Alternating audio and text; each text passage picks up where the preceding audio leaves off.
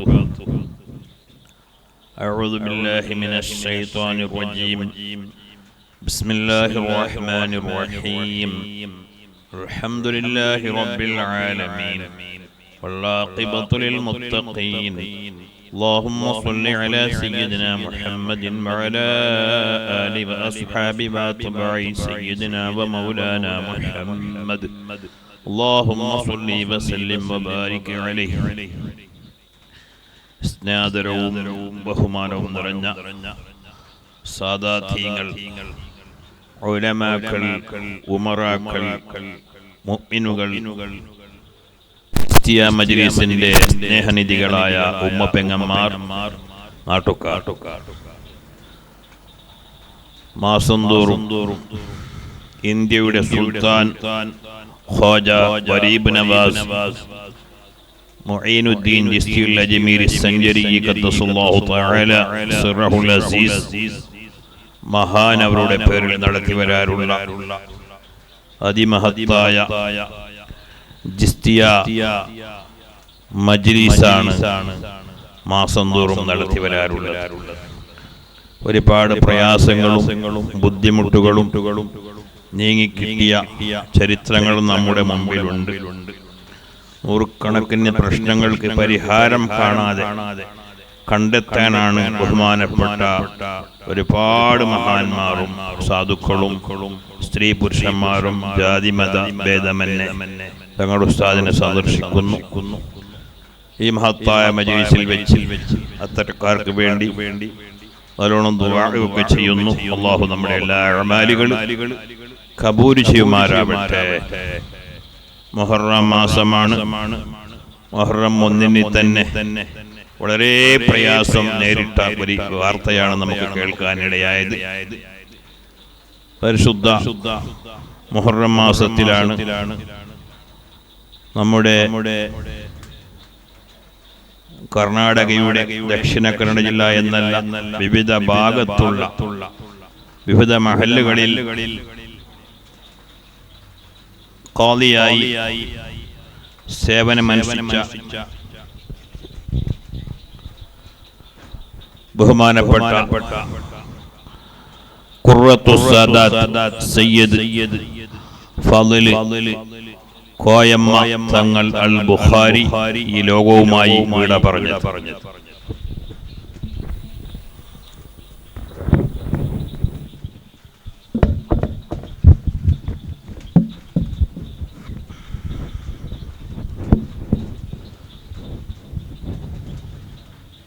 അതുപോലെ തന്നെ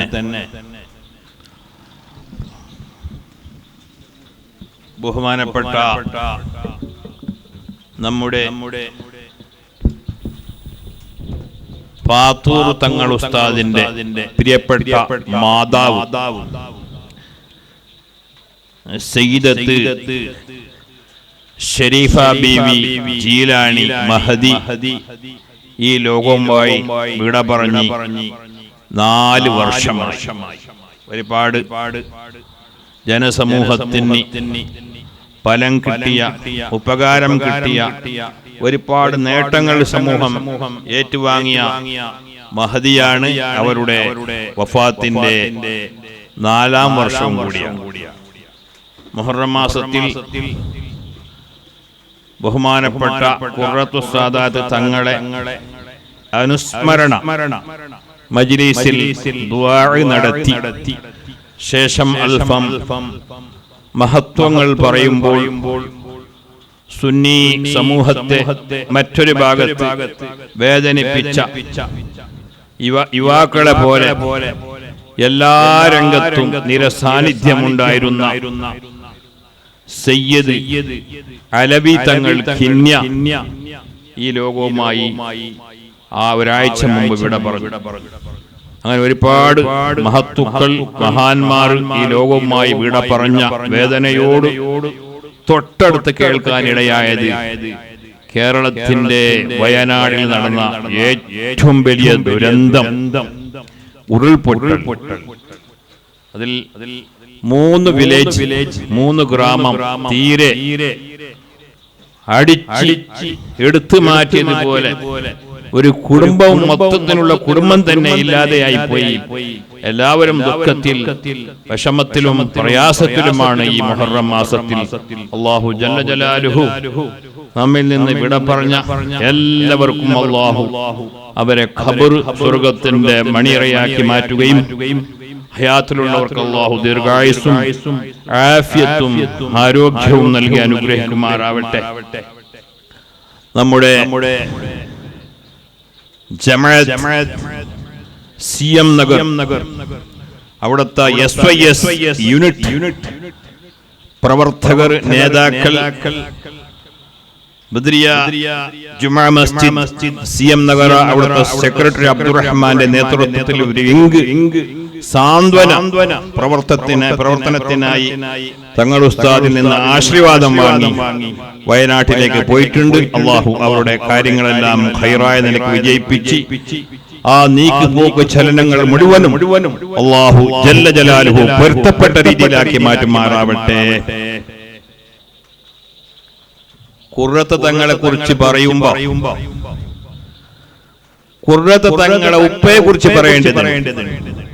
ഒരു വിഷയത്തിന്റെ അടിസ്ഥാന രേഖ, ഒരു സ്ഥലം വാങ്ങുമ്പോ അതിന്റെ മദർ ഡീഡ്, അതിന്റെ അടിസ്ഥാന രേഖ, അതിന്റെ ദാഖല, അടിപ്പട്ട എങ്ങനെയാണെന്നാണ് നോക്കുന്നത്.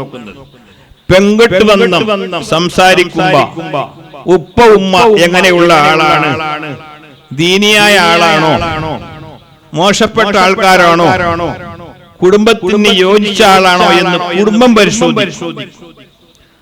ഒരു കൃഷി മേഖലകളിൽ നാം കണ്ണോടിക്കുമ്പോൾ അതിന്റെ വിത്ത് നല്ല ഫലം കിട്ടുമോ, ആ വിത്ത് വളർന്ന് മരമായാൽ കൂടുതൽ ഫലം കിട്ടുന്ന അസ്ലിയത്തുള്ള നല്ലയുള്ള വിത്ത് വാങ്ങും. അങ്ങനെ ഏതൊരു സംഗതി പരിശോധിക്കുമ്പോഴും അതിന്റെ മദർ ഡീഡ്, അടിസ്ഥാന രേഖകൾ നോക്കും. ബഹുമാനപ്പെട്ട ഖുർറത്തു സാദാത്ത് തങ്ങൾ ഉസ്താദ് ഈ ലോകവുമായി വിട പറയുന്നതിന് മുമ്പ് 6.5 പതിറ്റാണ്ട് കാലം കർണാടക മണ്ണിൽ, കേരളത്തിൽ എന്ന് വേണ്ട അഖിലേന്ത്യാ സുന്നി ജംഇയ്യത്തുൽ ഉലമാന്റെ നിർദ്ദേശകരായി പ്രവർത്തനാകൂതയിലുണ്ടായ, നമ്മെ നാമാക്കി മാറ്റിയ ബഹുമാനപ്പെട്ട താജുൽ ഉലമാ ഖദ്ദസല്ലാഹു തആല സിർറഹുൽ അസീസ് തങ്ങൾ ഉസ്താദ് നമുക്ക് ഏൽപ്പിക്കപ്പെട്ട വലിയ ഒരു മുത്താണ്, ഗിഫ്റ്റാണ്.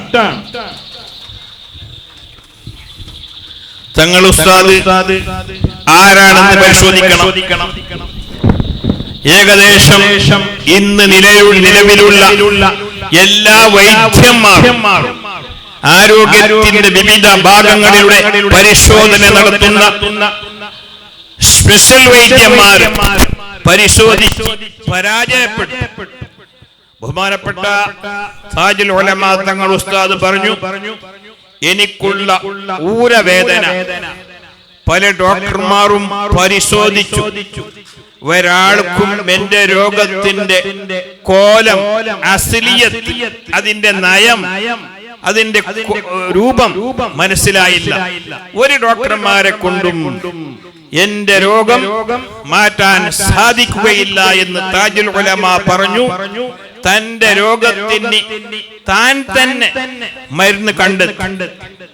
പരിശുദ്ധ കഅബ ശരീഫ് നോക്കി അസ്മാഉൽ ഹുസ്ന ഒരു 1000 തവണ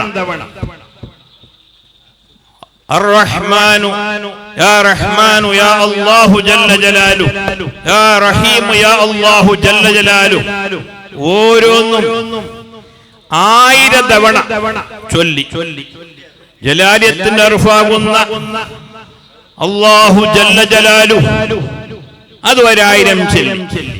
അങ്ങനെ ഓരോ അസ്മാവും 1000 പ്രാവശ്യം കഅബ ശരീഫ് നോക്കി ചൊല്ലി തന്റെ രോഗത്തിന് സമ്പൂർണ്ണ പരിഹാരം കണ്ടെത്തിയ ഒരു മഹാനാണ് ബഹുമാനപ്പെട്ട താജുൽ ഉലമാ തങ്ങൾ ഖദ്ദസല്ലാഹു തആല സിറഹുൽ അസീസ്.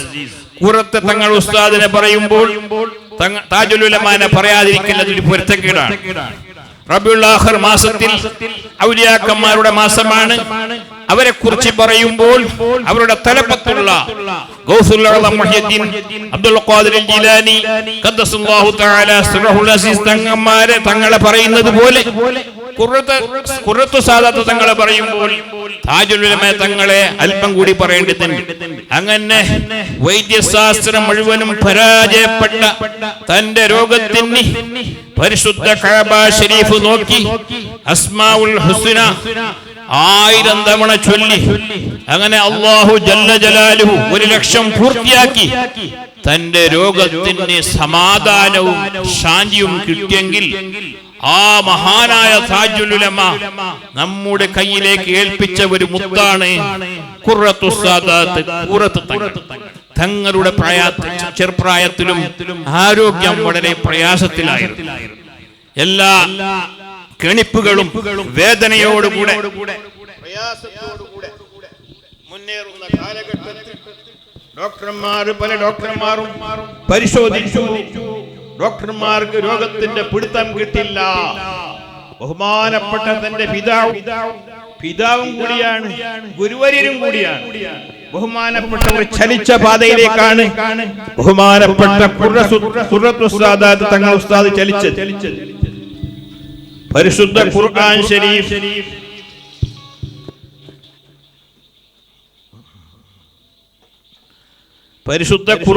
ശരീഫ് നിരന്തരം മോദിക്കൊണ്ട് അതിലൂടെ തന്റെ രോഗത്തിന് ശാശ്വതം പരിഹാരം കണ്ടെത്തിയ ഈ ഭാരതാംബയുടെ മടിത്തട്ടിലുള്ള ഏക വ്യക്തിത്വമാണ് ബഹുമാനപ്പെട്ട സയ്യിദ് ഖുറത്ത് തങ്ങൾ. ഒരു റമദാനിൽ 28ഓളം ഖതം തീർത്ത ചരിത്രം ഈ മണ്ണിൽ മറ്റൊരാൾ അതിലേക്ക് തുല്യതയുള്ള മറ്റൊരാളെ കാണിക്കാൻ നമുക്ക് സാധ്യമല്ല. അത്രത്തോളം ഇബാദത്തിൽ മുഴുകി ജീവിച്ച ഒരു വ്യക്തിത്വമാണ് നമ്മുടെ മഹല്ലുടെ നമ്മുടെ ചുറ്റുഭാഗത്തും കർണാടക കേരളത്തിൽ ഖാദിയായി നമ്മെ നയിച്ച ബഹുമാനപ്പെട്ട ഖുറത്ത് തങ്ങൾ. ഒന്നോ രണ്ടോ അല്ല, തന്റെ പിതാവിൽ നിന്നും മാതാവിൽ നിന്നും പൂർണ്ണമായ ആശീർവാദവും പൊരുത്തവും കുരുത്തവും വാങ്ങി ജീവിച്ച ഒരു മഹാവ്യക്തിത്വമാണ്. ഈയിടെ നമ്മുടെ ഉമർ സഖാഫി ഉസ്താദിനറിയാം, സജിപ്പത്ത് ഒരു പള്ളി പ്രശ്നവുമായി ബന്ധപ്പെട്ടപ്പോൾ എനിക്ക് കൂടുതൽ ബഹുമാനപ്പെട്ടവരെ അടുക്കാൻ സാധിച്ചു. കെ ഇ സാലത്തുറായ എന്നെ ഇടയ്ക്കിടയ്ക്ക് മൂസക്കൈ എന്ന് പറയും. തലശ്ശേരി മൂസക്കൈ എന്ന പേരിൽ എന്നെ വിളിക്കൽ അദ്ദേഹത്തിന്റെ ഭാഷയാണ്.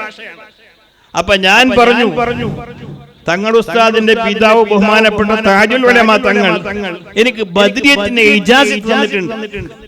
അതിന്റെ റിയാള എങ്ങനെയാണ് വീട്ടൽ? ബഹുമാനപ്പെട്ടവർ പറഞ്ഞു, നിങ്ങൾക്ക് റിയാള വീട്ടാൻ സാധിക്കുമോ? എന്നാൽ 313 ബദരീങ്ങളെ പേര് ഒറ്റ പേര് സയ്യിദ് സാബിത്ത് റളിയല്ലാഹു അൻഹു, സയ്യിദും തർദിയത്തും കൂട്ടി ഒരു പേര് 313 തവണ. നിങ്ങൾ നോക്കണം, വെറുതെ ആ സ്ഥാനത്തൊന്നും കയറിയിട്ടില്ല. ബഹുമാനപ്പെട്ട ഒരു രാത്രിയും പകലും അധ്വാനിച്ച് കഷ്ടം വന്നതിന്റെ ഈ ഒരു കാരണമാണ് ബഹുമാനപ്പെട്ട ഒരു ഉന്നതമായ ശ്രേണിയിലെത്തിയത്. ബദ്രിയത്ത് എന്ന് പറയുന്ന അസ്മാഉൽ ബദ്രിയീൻ 313 പേര്. ആ പേരിന്റെ തുടക്കത്തിൽ സയ്യിദും പേരും തർദിയത്തും കൂട്ടിച്ചേർത്തി ഒരു പേര് 313 തവണ. അങ്ങനെ 7 പ്രാവശ്യം റിയാള ചെയ്തുവെങ്കിൽ എത്രമാത്രം ഇബാദത്തിൽ മുഴുകി ജീവിച്ച ഒരാളാണ്. ബഹുമാനപ്പെട്ടവരുടെ താല്പര്യം ദീർഘമായ യാത്രയാണ്. അടുത്ത യാത്ര മൂപ്പർ ഇഷ്ടപ്പെടുന്നില്ല. എന്താ അത്? നാട് കാടാനോ സുഖിക്കാനോ ഉറങ്ങാനോ അല്ല. ദീർഘമായ യാത്രയിൽ ധാരാളം ഖുർആൻ ഓതാനും ദിക്ർ ചൊല്ലാനും സ്വലാത്ത് ചൊല്ലാനും ഇബാദത്ത് എടുക്കാനുള്ള സമയങ്ങൾ കിട്ടുന്നത് കൊണ്ട് മൂപ്പറും ഏറ്റവും ഇഷ്ടപ്പെടുന്നതാണ് ദീർഘമായ യാത്ര. അങ്ങനെ ഒരുപാട് മഹത്വങ്ങൾ നമുക്ക് പറയാനുണ്ട്. ഈ അടുത്ത കാലത്ത് നമ്മോട് ജീവിച്ച് നമ്മെ ആശീർവദിച്ച് നമ്മെ പൊരുത്തത്തിലൂടെ അവരുടെ ആശീർവാദത്തോടുകൂടെ വളർത്തിയെങ്കിൽ ചില ആൾക്കാർക്ക് ഖുറത്തങ്ങളെ മനസ്സിലായില്ല. ഖുറത്തങ്ങൾ ഈ അടുത്ത് വഫാത്തായപ്പോൾ പല ആൾക്കാരും അത്ഭുതപ്പെട്ടു പോയി. അഭിനന്ദിക്കാത്ത, ആദരിക്കാത്ത, സ്നേഹം കൊണ്ടാടാത്ത പലരും കൊണ്ടാടാൻ തുടങ്ങി. സുലൈമാൻ സോപ്പിന്റെ ചരിത്രമാണ്. ബഹുമാനപ്പെട്ട കോഴിക്കോട് ജയിൽ റോഡ് പുതിയറയിൽ അന്തി ഉറങ്ങുന്ന ബഹുമാനപ്പെട്ട സുലൈമാൻ മുസ്ലിയാർ, അയാൾ ഈ നാട്ടുകാരനാണ്. തന്റെ ഹയാത്ത് കാലത്ത് സുലൈമാൻ സോപ്പ് വിറ്റുണ്ടായിരുന്നു. സുലൈമാൻ സോപ്പ് വിൽക്കുമ്പോൾ പറയും, വാങ്ങിയവനും ഖേദിച്ചു, വാങ്ങാത്തവനും ഖേദിച്ചു. സോപ്പ് വാങ്ങിയാളും വാങ്ങാത്ത ആളും. ആ സോപ്പിന്റെ മഹത്വം എന്താണ്? ആ സോപ്പ് ഒരിക്കൽ വാങ്ങി ശരീരത്തിലിട്ടാൽ എല്ലാ ശരീരത്തിന്റെ മുഴുവനും രോഗങ്ങളും ഞാടി ഞരമ്പുകൾക്ക് ശക്തി പകരുന്ന, എല്ലാ ശരീരത്തിന്റെ കൃമികളെയും നശിപ്പിക്കുന്ന വലിയ പവറുള്ള ആരോഗ്യകരമായ സോപ്പായിരുന്നു. ഒരു സോപ്പ് വാങ്ങിയ ആള് സോപ്പിട്ടാ വിചാരിക്കും, യാ റബ്ബേ, ഞാൻ ഒരു സോപ്പല്ല വാങ്ങിയത്, ഒരു ഡജൻ വാങ്ങേണ്ടതായിരുന്നു. വാങ്ങാത്ത ആളോ ഈ സോപ്പ് വാങ്ങിയാൽ ഇട്ടിട്ട് അതിന്റെ മഹത്വം പറയുമ്പോൾ, പടച്ച റബ്ബേ, ഞാൻ സോപ്പ് വാങ്ങില്ലല്ലേ എന്ന ഖേദത്തിൽ മുന്നേറുന്നത് പോലെ ബഹുമാനപ്പെട്ട ഖുർറത്തു സാദാത്ത് തങ്ങൾ ഉസ്താദിന്റെ ഹയാത്ത് കാലത്ത് ബന്ധപ്പെട്ടവർ അല്ലാഹ് ഇനി കൂടുതൽ ബന്ധപ്പെടേണ്ടതായിരുന്നു. അവരുടെ ഇൽമും അവരുടെ മഹത്വവും അവരുടെ എല്ലാ പ്രവർത്തന മേഖലകളിൽ കണ്ണോടിച്ചപ്പോൾ അവരെ കൂടുതൽ ബന്ധപ്പെട്ട് അവരിൽ നിന്ന് കൂടുതൽ ഇജാസത്ത് വാങ്ങേണ്ടതായിരുന്നു, പൊരുത്തം വാങ്ങേണ്ടതായിരുന്നു, തണ്ണി മന്ത്രിച്ച് വാങ്ങേണ്ടതായിരുന്നു എന്ന ചിന്താഗതിയിലേക്ക് എത്തുമ്പോൾ തീരെ ബന്ധപ്പെടാത്ത ഒരു സാധാരണ ഒരു മുല്ലാക്കന്റെ പോലെ കാണാനുണ്ട്, ഒരു ഷാലോ കോട്ടോ ഒന്നുമില്ലാതെ വളരെ സാധുത്വത്തിലുള്ള ജീവിതം, വളരെ സാധു സ്വഭാവം, ആരോടും മിണ്ടാതെ, എത്ര ആളുണ്ടെന്ന് നോക്കാതെ, എത്ര സമയം വേണമെങ്കിലും സ്റ്റേജിൽ അവസാനം ദുആ ചെയ്യുന്ന, വന്നാലും പോയാലും ഒരു തപ്പുമുട്ടലോ ഒന്നും ആഗ്രഹിക്കാത്ത, വളരെ ഈ 21-ാം നൂറ്റാണ്ടിൽ വളരെ താഴ്മയോടുകൂടെ ജീവിച്ച ഒരു സാധു സ്വഭാവത്തിന്റെ ഉടമയാണ് ബഹുമാനപ്പെട്ട ഖുർറത്തു സാദാത്ത് തങ്ങൾ ഉസ്താദ്. ഇത് കണ്ടിട്ട് ജനങ്ങൾ വിചാരിച്ച് ഇയാളടുത്തൊന്നും ഉണ്ടാവില്ല. വഫാത്തിന്റെ ശേഷമാണ് മനസ്സിലായത്, എടോ സൂക്ഷിച്ചു, നിങ്ങളെ കയ്യിലേക്ക് ഞാൻ ഏൽപ്പിക്കുന്നത് ഫദ്ല് കോയമ്മ തങ്ങളെയാണ്. എന്നോട് കളിച്ചതുപോലെ എന്റെ മകനോട് കളിക്കണ്ട എന്ന് ബഹുമാനപ്പെട്ട താജുൽ ഉലമാ തങ്ങൾ നിവർന്നു നിന്ന് ഈ സമൂഹത്തിന് ഗിഫ്റ്റായി തന്ന ഒരു സാധനമാണ് ബഹുമാനപ്പെട്ട ഖുർറത്തു സാദാത്ത് തങ്ങൾ. അതിന്റെ ഫലമാണ് നാം കണ്ടത്. എട്ടിക്കുള്ളത്ത് വലിയ ജനാവലി കൂടി നിസ്കരിച്ചു, അവിടുന്ന് സഅദിയയിലേക്ക് വന്നു, അവിടുന്ന് ഉള്ളാളത്തിലേക്ക് വന്നു, ശേഷം പുത്തൂരിലേക്ക് പോയി 2-3 മണി വരെ ആകെ ജനങ്ങൾ മുങ്ങി തിങ്ങുന്ന ഒരു അവസ്ഥാവിശേഷമാണ് നാം കണ്ടത്. ഇന്ന് നമുക്കറിയാം, ലോകത്തിന്റെ മുക്കുമൂലയിൽ ബഹുമാനപ്പെട്ടവരെ സ്മരിക്കുന്നു. നിസ്കരിക്കാത്ത പള്ളി ഉണ്ടായി താജുൽ ഉലമ വഫാത്തായ സമയത്ത് നിസ്കരിക്കാൻ വേണ്ടി നിർബന്ധിച്ചപ്പോൾ ഉള്ളാളത്തെ കുഞ്ഞു കോയത്തങ്ങ എന്ന് പറഞ്ഞ് നിസ്കരിച്ചവർ ഇന്ന് ബഹുമാനപ്പെട്ടവരുടെ മകന്റെ മധു പാടി നിസ്കരിച്ച പള്ളി നമ്മുടെ കണ്ണിൽ ദൃഷ്ടിയിൽ കണ്ടു. അള്ളാഹു അവർക്കൊക്കെ അവരൊക്കെ നന്നാക്കുമാറാവട്ടെ, അള്ളാഹു പുറത്തു കൊടുക്കുമാറാവട്ടെ. നമുക്ക് ഒരു സന്തോഷമുണ്ട്, ബഹുമാനപ്പെട്ടവർ വഫാത്തിൽ ദുഃഖമുണ്ടെങ്കിൽ അതോട് തുല്യമായ രീതിയിൽ അതിനെ തുന്നിച്ചേർക്കാൻ പറ്റുന്ന ഒരു സന്തോഷമുണ്ട്. താജുൽ ഉലമ 6 പതിറ്റാണ്ട് കാലം ഈ മണ്ണിനെ നമുക്ക് വേണ്ടി മയക്കം ചെയ്ത് പ്രവർത്തന രംഗത്തേക്ക് മയക്കി തന്ന ഈ പ്രവർത്തന ഗോതയിൽ നമ്മെ ചലിപ്പിക്കുമ്പോൾ നമുക്ക് ഗിഫ്റ്റായി തന്ന ഖുർറത്തു സാദാത്ത് തങ്ങൾ വഫാത്തായത് അതേ തങ്ങൾ ഉസ്താദ് താജുൽ ഉലമ വഫാത്തായ എട്ടിക്കുളത്താണ്. എന്നാൽ നമുക്കൊരു സന്തോഷമുണ്ട്, ദുഃഖത്തിന്റെ ഇടയിൽ ആ ബഹുമാനപ്പെട്ടവർ ഇന്ന് അന്തി ഉറങ്ങുന്നത് നമ്മുടെ കർണാടക മണ്ണിലാണ്. നമുക്ക് എല്ലാ സമയത്തും പോയി എത്തി കണ്ട് ബഹുമാനപ്പെട്ടവരിൽ നിന്ന് ആശീർവാദം വാങ്ങാനും പ്രയാസങ്ങൾ പറയാനും നല്ലൊരു അവകാശമാണ്. അല്ലാഹു ജല്ല ജലാലുഹു അവരുടെ ദറജ ഉയർത്തുമാറാവട്ടെ. നന്മകൾ കണ്ട ബഹുമാനപ്പെട്ടവർ നന്മകൾ വിതറിയതിൽ മുളച്ച ശക്തിയാണ് ഇപ്പോൾ എഴുന്നേറ്റ് കാണുന്നത്. കൂടുതൽ ജനങ്ങൾ സംസാരിക്കാതെ, കൂടുതൽ ജനങ്ങളോട് കലർന്നു ജീവിക്കാതെ ഒറ്റപ്പെട്ട് ഇബാദത്തിലായി ലയിച്ച ഒരു മഹത്വമേറിയ മഹാനാണ്. അതാണ് പറഞ്ഞത് ഉർദു കവി, ഫൂൽ മരേ ഖുശ്ബു രഹേ ഇൻസാൻ മരേ ഔസാഫ് രഹേ. പൂ ചത്താലും അതിന്റെ മണം ചാവൂല. മനുഷ്യൻ മരിച്ചാൽ അദ്ദേഹത്തെ മറക്കുകയില്ല, അദ്ദേഹം മരിക്കുകയില്ല, അദ്ദേഹത്തിന്റെ ഓർമ്മകൾ സ്മരിക്കപ്പെടുകയാണ്. എന്തുകൊണ്ട്? അദ്ദേഹം ചെയ്ത നന്മകൾ, ആ മണങ്ങൾ സമൂഹത്തിന്റെ ഹൃദയത്തിൽ അടിച്ചു വീശുമ്പോൾ സമൂഹം അദ്ദേഹത്തെ ആദരിക്കുകയും പുകഴ്ത്തുകയും വാഴ്ത്തുകയും ചെയ്യുകയാണ്. വെറും ഒരു വലിയ ഒരു കെട്ടിടമുണ്ടാക്കി സ്മരിക്കലല്ല, നാനാഭാഗത്തും ദിക്റ് കൊണ്ടും ഖുർആൻ ഓത്തുകൊണ്ടും. ഇന്ന് ദേരളക്കട്ടെ താജുൽ ഉലമ പള്ളിയിൽ വെച്ച് വലിയ ഒരു മജ്‌ലിസ് നടന്നു. അങ്ങനെയുള്ള നൂറുകണക്കിന് മജ്‌ലിസ് നാളെ മംഗലാപുരത്തിന്റെ ഹൃദയഭാഗത്ത് നിലകൊള്ളുന്ന ടൗൺ ഹാളിൽ വെച്ച് വലിയ പ്രഗത്ഭരായ പണ്ഡിത ശ്രേഷ്ഠരും ഉമറാക്കളും സംഘടിപ്പിച്ച വലിയ ഒരു അനുസ്മരണ ടൗൺ ഹാളിൽ നടക്കുകയാണെങ്കിൽ ഇന്ന് വരെ ആ ടൗൺ ഹാളിൽ നാം കണ്ടത് സംഘടനാ ക്ലാസ്, സമ്മേളനം. പക്ഷേ അത് ഇന്ന് വലിയൊരു അനുസ്മരണയായി മാറുകയാണ് ടൗൺ ഹാൾ. അതുകൊണ്ട് എന്റെ പ്രവർത്തകരെ, നേതാക്കളെ, കൂറത്ത് തങ്ങളെ ആളാണ് നാം എന്ന് പറയൽ മാത്രമല്ല, ബഹുമാനപ്പെട്ടവർ ജീവിതത്തിൽ മുന്നേറിയ ആ വഴി നാം കണ്ടെത്തണം, ആ വഴിയിലൂടെ നാം ജീവിക്കണം. അവർ എങ്ങനെയാണോ കഷ്ടപ്പെട്ട് അധ്വാനിച്ച് ഈ സ്ഥാനമാനം ഏറ്റുവാങ്ങിയത്, ആ വഴിയിലൂടെ എല്ലാ സമയത്തും ഇമാമ ജമാഅത്തായി നിസ്കരിച്ച് ഹദ്ദാദ്, സ്വലാത്ത്, ദിക്റടക്കമുള്ള എല്ലാ പ്രവൃത്തി മേഖലകളിൽ നമ്മുടെ നിരസാന്നിധ്യം ഉണ്ടാകണം. സാധുക്കളുടെ കണ്ണീരൊപ്പാൻ നമുക്ക് സാധിക്കണം. ചിലപ്പോൾ ചില ആൾക്കാർ പറയുന്നുണ്ട്, ഡോക്ടർമാരടുത്ത് പോകുന്നതിനെ കുറിച്ച് ബഹുമാനപ്പെട്ട ഖുറത്തു സാദാത്ത് വേണ്ട എന്ന് പറയുകയാണ്. അതിന് എത്രയാ ചരിത്രമുള്ളത്. എന്റെ അറിവിൽ തന്നെ എന്റെ കുടുംബത്തിൽ പെട്ട ഒരു പെണ്ണുങ്ങൾ കഴുത്തിന്റെ ഉള്ളിൽ ഒരു ബോൾ പോലെ ഉണ്ട് ഒരു സാധനം. അങ്ങോട്ട് ഭക്ഷണം ഇറക്കുമ്പോൾ തായോട്ടും, ഭക്ഷണം ഇറക്കിയതിനു ശേഷം മേൽപോട്ടും വരുമ്പോൾ വല്ലാത്ത പ്രസവ വേദനയാണ് ആ സ്ത്രീ അനുഭവിക്കുന്നത്. അങ്ങനെ പല പല ഡോക്ടർമാരെ കണ്ടെത്തി എല്ലാ ഡോക്ടർമാരും തീരുമാനം എഴുതിയത് ഓപ്പറേഷൻ വേണം, അല്ലാത്ത വേറൊരു വഴിയില്ല.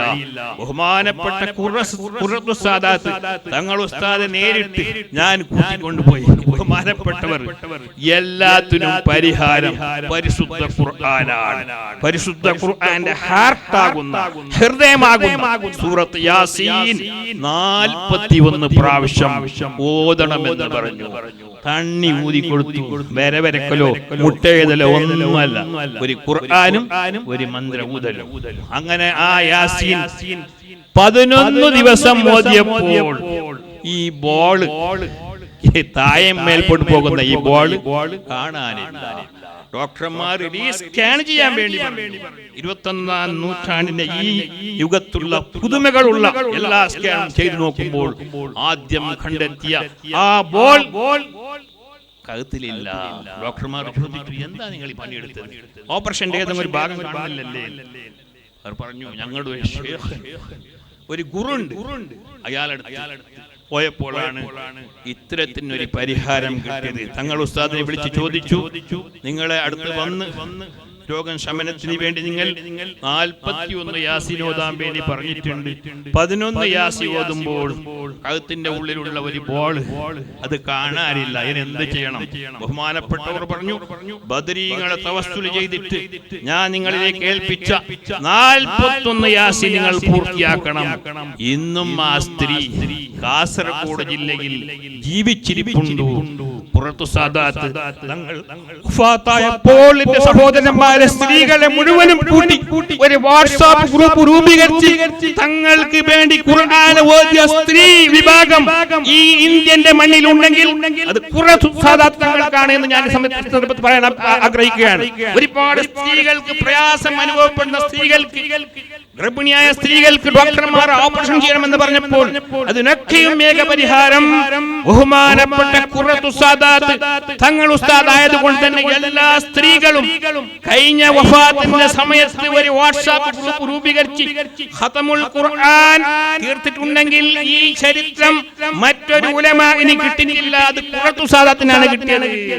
ഡോക്ടർമാരെടുത്ത് പോകരുത് എന്ന് പറയുന്നതിന്റെ ഉദ്ദേശം, എന്റെ ജീവിതകാലത്ത് എന്റെ കൈകാല് മുട്ടുകൾ വേദന കൊണ്ട് ഞാൻ പ്രയാസം അനുഭവപ്പെട്ടപ്പോൾ ഡോക്ടർമാർ പരിശോധിച്ച് കൈവിട്ടു. എന്റെ പിതാവ് താജുൽ ഉലമ തങ്ങൾക്ക് ഊരവേദന വന്നപ്പോൾ ഡോക്ടർമാർ പരിശോധിച്ചു കൈവിട്ടു. തങ്ങൾ ഉസ്താദ് അസ്മാഉൽ ഹുസ്നയിലേക്ക് പോയി, താജുൽ ഉലമ. ഞാൻ ഖുർആനിലേക്ക് പോയി. ഞങ്ങൾക്ക് ഡോക്ടർമാരെ കൊണ്ടല്ല പരിഹാരം കിട്ടിയത്, പരിശുദ്ധ ദീനുൽ ഇസ്ലാമിനെ കൊണ്ട്, സുന്നത്ത് ജമാഅത്തിനെ കൊണ്ട്, അസ്ഹാബുൽ ബദറിനെ കൊണ്ട്, അസ്മാഉൽ ഹുസ്നയെ കൊണ്ട്, ഖുർആനെ കൊണ്ട്. ജനങ്ങളെ, നിങ്ങൾ ഒരു ഖുർആനിലേക്ക്, സലഫി പറയുന്ന ഖുർആനല്ല ഇത്, അതിന്റെ അടിസ്ഥാന രേഖയുള്ള ആ ഖുർആൻ ശരീഫാണ്. ബഹുമാനപ്പെട്ടവർ പറഞ്ഞു, നൂറുകണക്കിന് രോഗത്തിന് ഈ ലോകത്ത് ശമനമുണ്ടായത് അല്ലാഹു ജല്ല ജലാലുഹു അവരെ ദറജ ഉയർത്തുമാറാവട്ടെ എന്ന് ഈ സന്ദർഭത്തിൽ ഞാൻ പ്രാർത്ഥിക്കുന്നു. നീട്ടി സംസാരിക്കാൻ ആഗ്രഹിക്കുന്നില്ല. പിന്നെ ഉള്ള കാര്യം മാത്രം പറയാം. ചില ആൾക്കാർ അങ്ങനെ